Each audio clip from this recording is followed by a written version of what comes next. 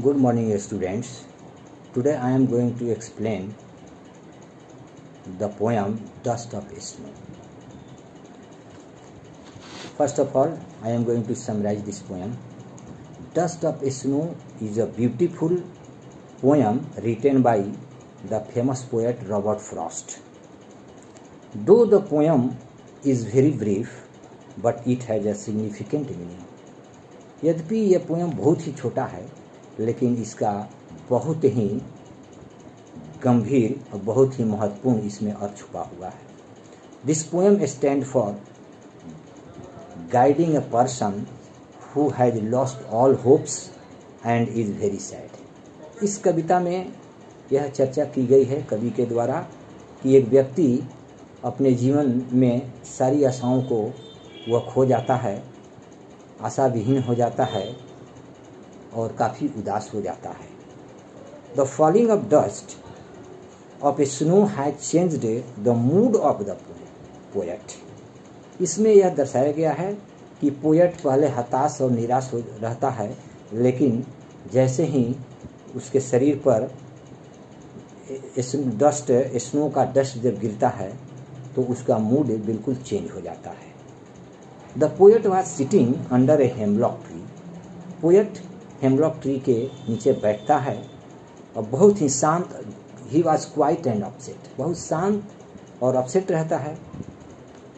This very small incident changed his sad mood into happy mood. और ये छोटी सी घटना उसके उदास मन को एक खुशहाल मन में परिवर्तित कर देता है. So it teaches us that we should not be desperate because there is always an opportunity to change the sad mood into happy mood. इसलिए इसमें यह अर्थ छुपा हुआ है कि हमें कभी निराश नहीं होना चाहिए, क्योंकि हर बुरे दिन के बाद एक अच्छे दिन वापस आते हैं. हर इंसान के जीवन में उतार चढ़ाव आता है, इसलिए हमें मुश्किलों से निराश नहीं होना चाहिए, घबराना नहीं चाहिए.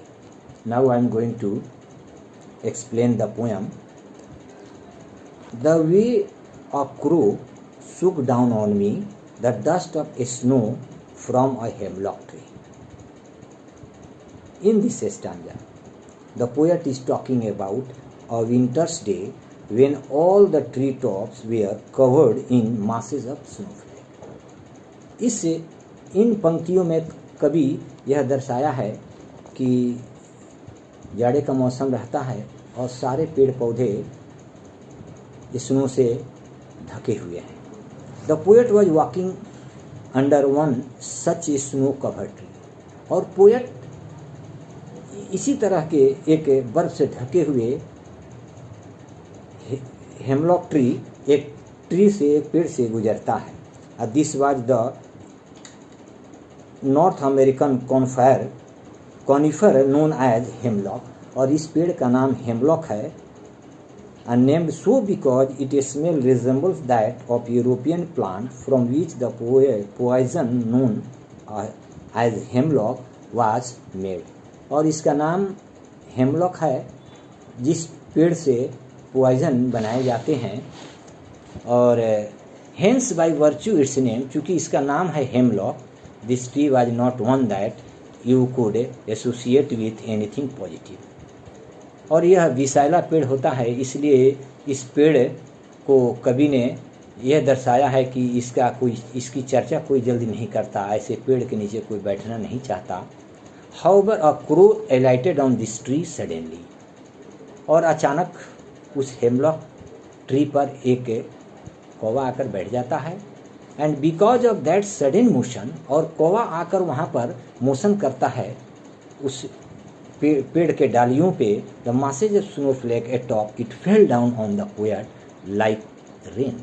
और जैसे ही वह मूवमेंट करता है कौवा, तो उस पर बर्फ़ के जो टुकड़े जो जमा होते हैं, कण जो जमा थे, वो झरझरा कर उस शरीर पर, पोएट के शरीर पर गिरते हैं, जैसे मानो कि बर्फ की बारिश हो रही हो. The snowflake they are so light and minuscule that the poet though they look like white and immaculate dust particle. और यह बिल्कुल ही स्नोफ्लैक उसके हाव भाव को, मूड को बदल देता है। The shower of snowflake from the hemlock tree is evidently the subject matter of this poem since it touched the poem in some way. और इस प्रकार उसका मूड पोएट का बिल्कुल चेंज होने लगता है और इसको बहुत स्पर्श करता है उसके मन मस्तिष्क को, पोएट को। Second stanza, has given my heart a change of mood and saved some part of a day I had rued. इन पंक्तियों में, in this stanza the poet explains to us exactly in what way the shower of snowflake had an affected on him। इसमें यह दर्शाया गया है कि किस प्रकार से उसके हृदय को स्पर्श कर जाता है पोएट के जब उस पर बर्फ की बारिश होती है। He says that it changed his mood। इसमें यह कहा गया है कि पोएट का मन मस्तिष्क बिल्कुल परिवर्तित हो जाता है।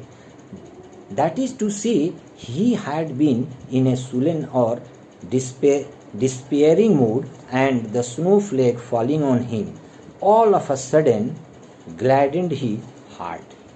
जब उसका मूड डिस्पेयर मूड रहता है, निराश रहता है, तो जैसे ही इसके शरीर पे स्नो फ्लैक गिरते हैं तो इसका हृदय बिल्कुल बदल जाता है, मूड बिल्कुल बदल जाता है कवि का। In addition to this there was another effect. और इसके साथ साथ एक दूसरा प्रभाव ये पड़ता है कि the shower of snowflake had on the poet. He says that the particular day was one that he had not been looking forward to and in fact it was not going too well either. इसमें यह भी बताया गया है कि poet पहले ये समझता था कि आज का दिन मेरा बहुत ही बेकार जाएगा, खराब जाएगा, उदास होकर रह जाएगा, लेकिन ये विचार बिल्कुल बदल जाते हैं। He had decided in his mood that particular day would go waste।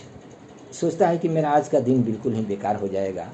However, the shower of dust like snow on his shoulder changed him। लेकिन जैसे ही स्नो फ्लैक उसके कंधों पे, शरीर पे गिरते हैं, उसका मूड बिल्कुल बदल जाता है। It made him feel that the day had not been complete waste। उसके बाद अब महसूस होता है पोएट को कि मेरा दिन बिल्कुल बेकार नहीं गया। At least some part of the day had been pleasant।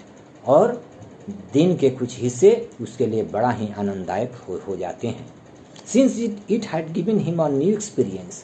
Poet को एक नया एक्सपीरियंस होता है, अनुभव होता है इस घटना से कि that he could treasure as well as the material of another one of his wonderful poetic position। और इस नेचर के बाहों में, नेचर में जाकर यह महसूस होता है कि नेचर हमें कितना आनंद और खुशी प्रदान करते हैं।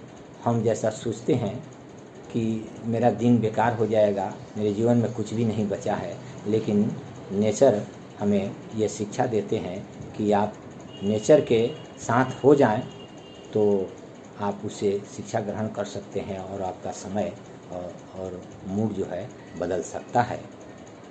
Thank you.